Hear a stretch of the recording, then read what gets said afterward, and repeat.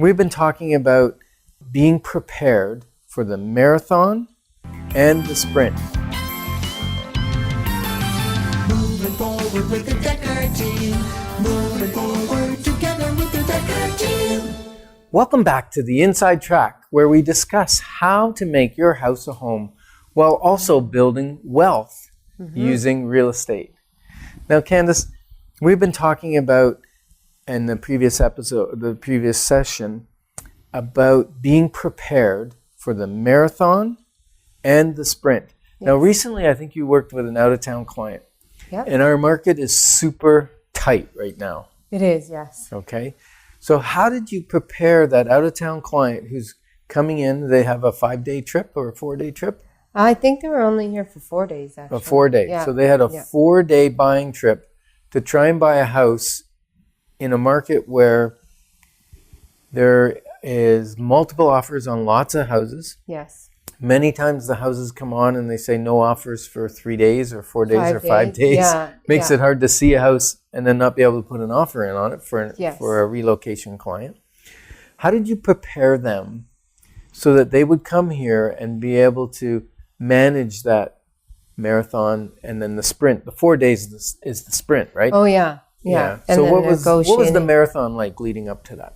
Yeah, so we had the discussion whether they sell their house first or sell it after they find a house. They chose, they are less risk takers, so they wanted to sell their house first. Okay. So we talked about a long closing date in order to not feel rushed, because the possibility of not getting a house in the first 4 days of the house hunt trip could happen in this market. Very likely. Yeah. So they actually also got a flex close date with the offer, so they could move that closing date by 30 or 60 days if they give enough notice. On the purchase end on their house. Yeah, on the sale of their house. Yeah. Awesome. Yeah. So that's good. And how else did they handle the marathon with? Did you prep them with information? Did they know our market? Did they know what houses were coming up and how quickly they were selling? Yeah, so I set up their search quite a few weeks before they even came, and I let them see the active properties and the conditionally sold properties so they could see how quickly it was changing from active to conditional to sold off the market. And when conditional properties come up, we don't generally go see those. It doesn't make sense because the odds are they're going to be sold, and that's a waste of time to get invested and fall in love with a property you can't have. So, yes, for sure. Yeah. Yeah, so we did that, and then we also got them to select their top 7 houses that they wanted to see in person. And I got them to select that about 1 day before they got here, so I could put them in order and we weren't zigzagging all over the place. And how many were actually available? If did they pick out 10 top ones or 5 top ones? Or? Yeah, so they picked out 10, and then we saw around 7 the first day. Was that because 3 of them were gone already? Yeah. Okay. Yeah, within a day they were gone. All right. Yeah. And so of the 7, were they able to make a snap decision because of the prep work that had been done? Yeah, so they were. One of their top favorites actually had delay of offers till like 4 days later when they were gone home. So that was a little concerning, because they were wondering, do we pull the trigger first on something else? And then if that doesn't work, do we go on the one we really like in 4 days from now? Or right. And we're not even sure we'll get it in 4 days. That's right. That's right. Yeah. So what did they do? Did they try one? Their second choice? Their second choice, there really wasn't a second choice. There was number 1 choice. And so that we set up 5 more viewings the next day.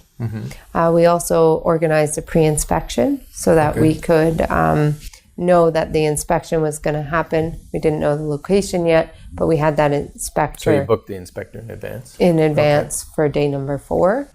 What ended up playing out was we put an offer in on day number 2, didn't go through. Day number 3, we put an offer in, didn't go through. So we canceled our inspection. And then once they were home, we placed an offer on their number 1. Number 1 choice, yeah. Yep. They were outbidded. Oh, So goodness. we were a little bit at the So back now, of the drawing. now the sprint's turning into a marathon, right? It is, yeah. That's crazy. Yeah, because they weren't willing to do no inspection in their offer. And so it went firm, and it also went way over what they were willing to pay for and what I believe the market was going to bear. So we did see on day 3 a property that they really liked, but they were too afraid to commit to it because it was much larger than the rest. Okay. And it had been sitting on the market for 2 weeks. Was it? So they was were it like, expensive? what's wrong with it? Because it wasn't expensive compared to where the other ones went after multiple offers. Okay, so a little bit expensive compared to their list price, Yes. but not expensive compared to their sale prices. That's right. And it was a bigger house. And it was a bigger house, a newer house. Okay. And so I kept bringing them back to that because I saw their excitement. I believe what was happening for them was, this is too good to be true. Yeah. So then we ended up negotiating on that house, placing an offer, and getting it less than asking. And he came back for the inspection the next week because we had already seen it earlier. Right. Wow, that's a success story. Eh? Yeah, And so yeah. they got that one? Yeah, it was like 3 times the size of their current house in Toronto area. So then they were like, Oh my can goodness. we, yeah. Do we really need this space for the 3 of us? And I was like, you'll grow into it. You'll like having the different areas for your teenager and yourself. And it's great value. Yeah, that's super. Yeah. So if you'd like to know more about getting ready for the marathon and the sprint of buying a house or even selling a house, then I would suggest you book a free consultation with one of the Decker team. Yeah. And you can do that by calling us at 613-860-4663. Yeah, so that's fabulous. I love that you were able to get them a home. Yeah. And that was only in a short period of time, right? Oh, yeah. It was less than a week. Yeah. All total. Oh, and then totally, and then they came back for the inspection? Yes.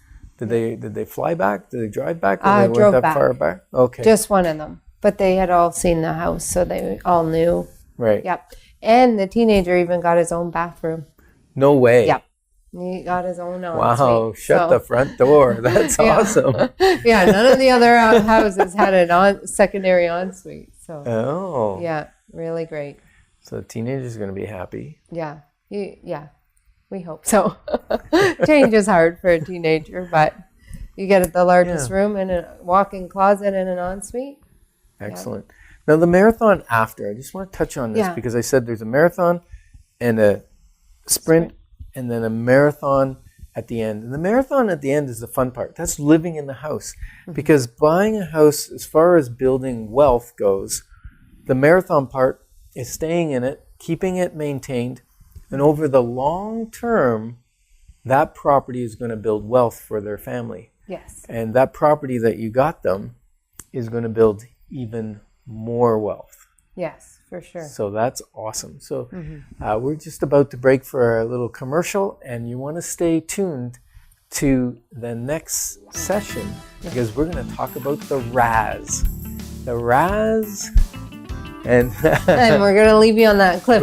we're going to leave it on a cliffhanger. Just know that the Decker team has had over 30 years of helping people build their finances, have a great lifestyle, and live in the home of their dreams. And we can help you do that too. Moving forward with the Decker team. Moving forward together with the Decker team.